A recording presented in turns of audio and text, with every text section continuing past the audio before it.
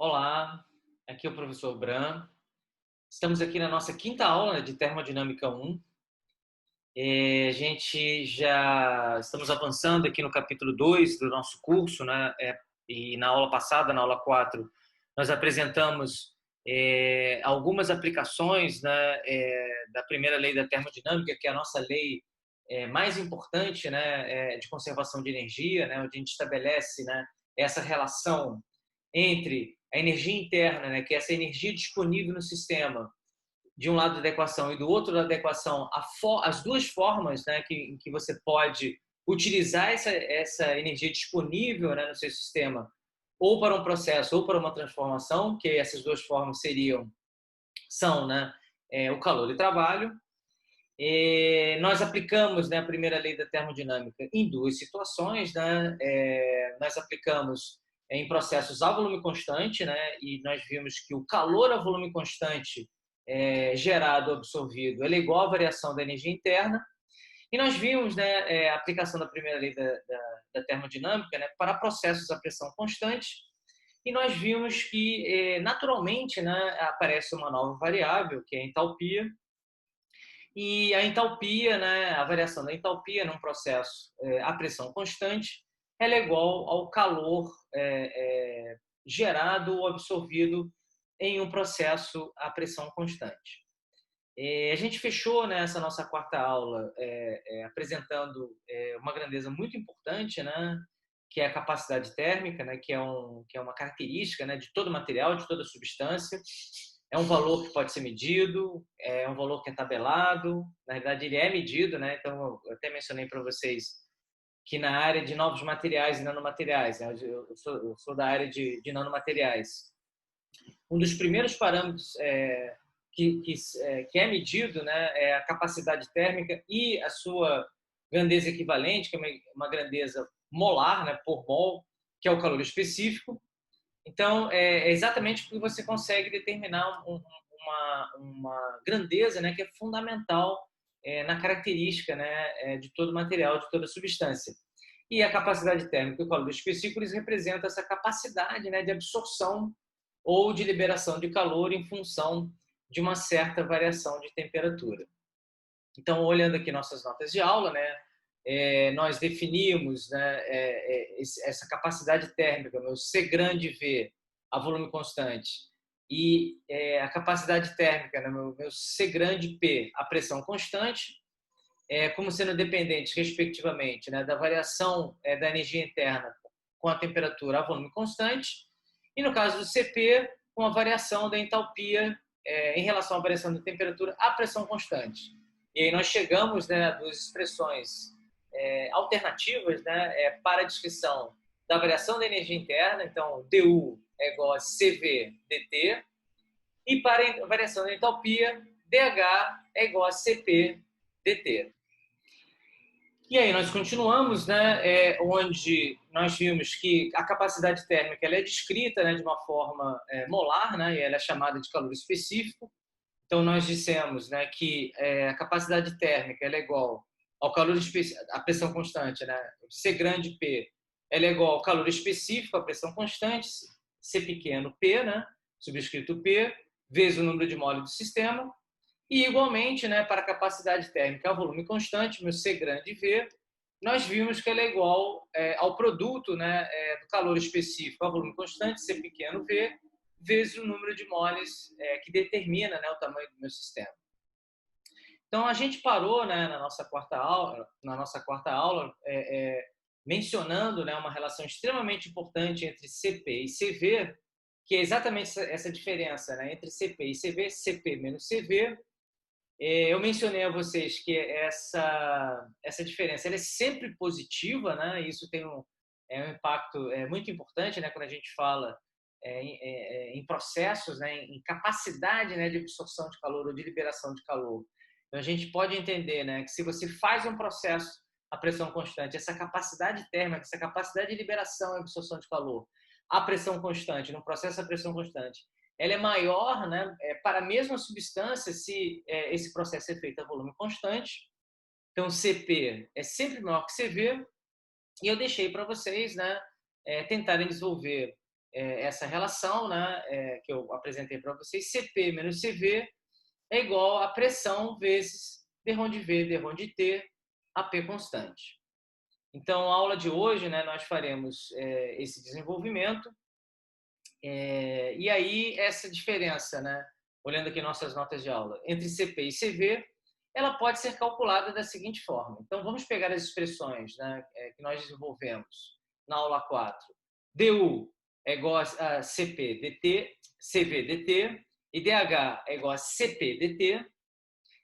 Vamos desenvolver, né, abrir, né, essa expressão relacionada a CP. Então, a gente sabe que CP ele é igual a DH dt AP constante. Então, nós vimos na aula passada, né, que H ele é um agrupamento, né, de funções de estado termodinâmicas. Então, H é igual a U mais o produto PV, U mais PV. Então, derivando, jogando nessa definição de H aqui, substituindo por U mais PV, nós teremos, né, que DH dt AP constante ele é igual a d rho de U, d rho de T AP constante, mais, aí temos que fazer a derivação em cadeia, né?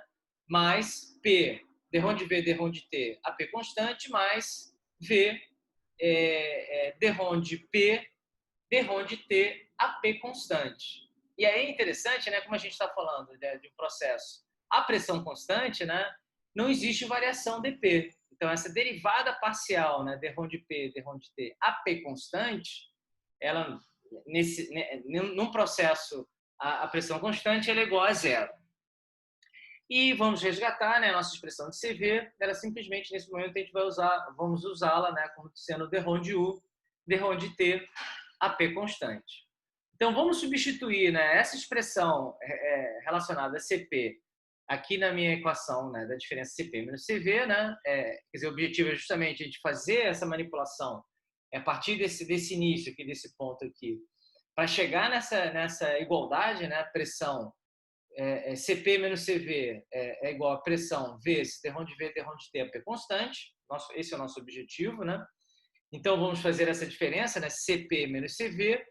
Então, ele será igual a d rho de U, d rho de T, AP constante, mais P, d rho de V, d rho de T, AP constante. Então, eu peguei essa parcela aqui e coloquei aqui, que é o meu CP, menos CV associado à energia interna. Então, menos d rho de U, d rho de V, d rho de U, d rho de T, a V constante.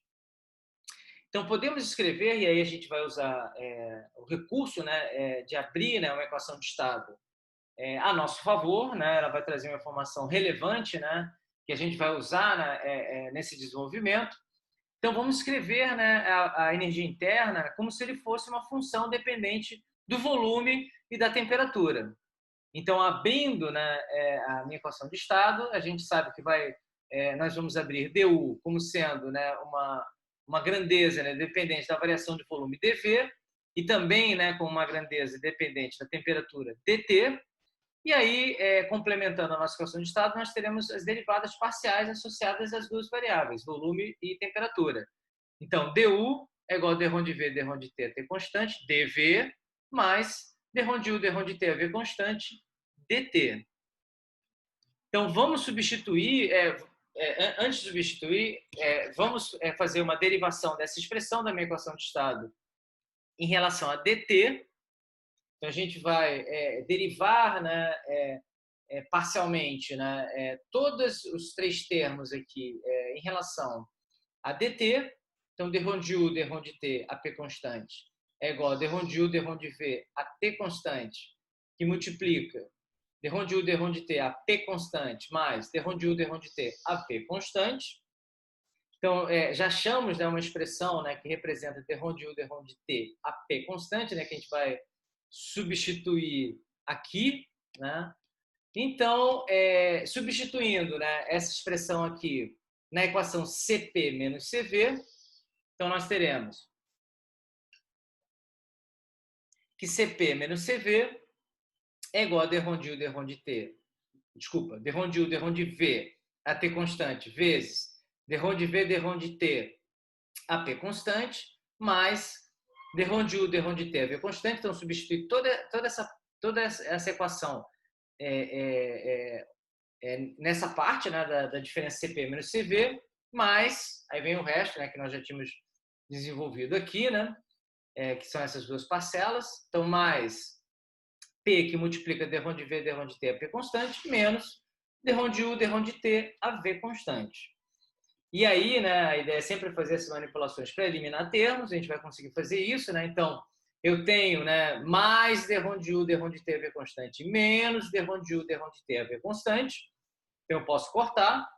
E aí eu tenho, né, que CP menos CV. Eu ainda tenho uma outra questão que eu posso fazer uma manipulação, né? Eu tenho um termo comum, né, nos dois termos que sobraram, que é d de V, d de T, AP constante. Ele está aqui também, d de V, d de T, AP constante. Então, eu posso colocar em evidência.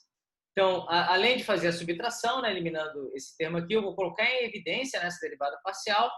Então, meu CP menos CV é igual a d de V, d de T, AP constante, que multiplica P mais d de U, d de V, AT constante. Então, a gente está quase lá, né? Na nossa demonstração, né? Quer dizer, a gente está querendo chegar nessa equação, né? Demonstrar, né, que CP menos CV é igual a P, d de V, d de T, AP constante. Então, para isso, né, eu tenho que demonstrar que esse termo aqui, d de U, d de V, AT constante, ele é igual a zero. Então, nesse momento da disciplina, eu não vou demonstrar para vocês, a gente vai ver isso lá no capítulo 3. Vai ter um desenvolvimento, né, onde naturalmente essa derivada parcial ela vai aparecer, a gente vai ver que ela é igual a zero, mas quem demonstrou, né, não menos ele, né, o Joule, né, demonstrou experimentalmente que a variação da energia interna, d de U, em relação a uma variação do volume, d de V, a temperatura constante, ela é igual a zero. Então, nesse momento, a gente vai acreditar no Joule, né? Enfim, talvez um dos maiores termodinâmicos, se não for o maior. Tem o Gibbs também, né, que tem uma importância fundamental na termodinâmica clássica. Então, nós provamos que é igual a zero, demonstramos, né, o Joule demonstrou isso. Então, CP menos CV é igual a P, que multiplica d de V, d de T, a P constante. Então, a gente provou isso. Vamos aplicar, né, já que o nosso curso é um curso de gases ideais, né, vamos aplicar essa expressão de CP menos CV igual a P, d de V, d de T, a P constante, aos gases ideais. Então, vamos para o mol de um gás. Nós temos que PV é igual a RT, né? Então, essa derivada parcial d de V, d de T, a P constante, né, ela será simplesmente igual a R, minha constante universal dos gases, né, sobre a pressão P. Então, substituindo aqui, né, R sobre P na minha derivada parcial, então eu vou ter que CV menos CP é igual a R sobre P, que multiplica P, e aí eu corto P com P, e aí eu tenho, né, justamente CP menos CV, ele é igual à constante universal dos gases.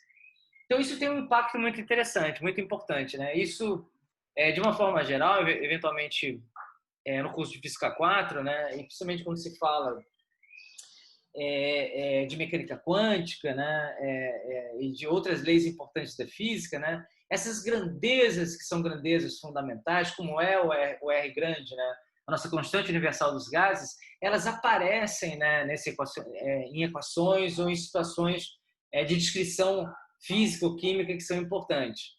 Então, é muito forte, né, digamos assim, que CP, que essa diferença, né, entre a capacidade de absorção e liberação de calor, né, a pressão constante, menos, né, a capacidade de liberação de absorção de calor a volume constante, meu CP menos CV, para um gás ideal, ele seja exatamente igual à constante universal dos gases. Então, isso é um aspecto bastante poderoso, né, e efetivamente, né, mostra, né, que a termodinâmica, né, nesse desenvolvimento inicial, né, lembrando que a gente está aqui apresentando a termodinâmica do século XIX, né, a termodinâmica que moveu a Revolução Industrial, né, isso teve um impacto, né, muito importante nessa questão do desenvolvimento, né, das equações e de toda a teoria termodinâmica clássica. Então, nós chegamos aqui no final da nossa aula de hoje, né? A gente, na aula 6, nós encerraremos o nosso capítulo 2 do curso.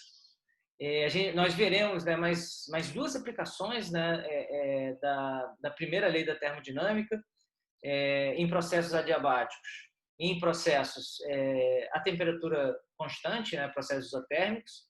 E aí eu vou apresentar para vocês o enunciado do nosso grande exercício de aplicação da primeira lei da termodinâmica. Nós ficaremos, né, em torno de uma aula inteira, né, ou talvez um pouquinho mais, enfim, fazendo, né, esse grande exercício. Ele tem duas partes. Então a gente vai trabalhar, né, com um processo, né, de expansão, né, de um gás ideal. Na primeira parte, vamos calcular todas as grandezas termodinâmicas associadas que nós conhecemos de energia, né, a variação da energia interna, ΔU, a variação da entalpia, ΔH, calor e trabalho, né, numa dada situação de expansão de um gás ideal. E na segunda parte, né, nós vamos fazer essa expansão de duas formas diferentes, né, isotermicamente e adiabaticamente. E na segunda parte desse exercício, nós vamos pegar, né, essa expansão adiabática, né, onde nós já teremos calculado, né, o valor de ΔU, né, da variação da energia interna, né, entre o ponto inicial e o ponto final. E aí nós vamos fazer, né, entre esse ponto inicial e esse ponto final, 5 caminhos diferentes, né, partindo desse ponto inicial indo para o ponto final, fazendo 5 processos distintos, e nós chegaremos à conclusão de que o valor de ΔU, né, da variação da energia interna, sempre é o mesmo, né, ratificando nessa propriedade de que a energia interna ela é uma grandeza termodinâmica de estado, né, e tem esse aspecto, né, de só depender, né, das características, né, do ponto inicial e das características, né, do ponto final. Então, nós encerramos, né, a nossa aula 5 de hoje. Ela já está disponível no nosso YouTube. E nos veremos, então, em breve aqui na nossa aula 6 de termodinâmica aplicada a 1. Até mais.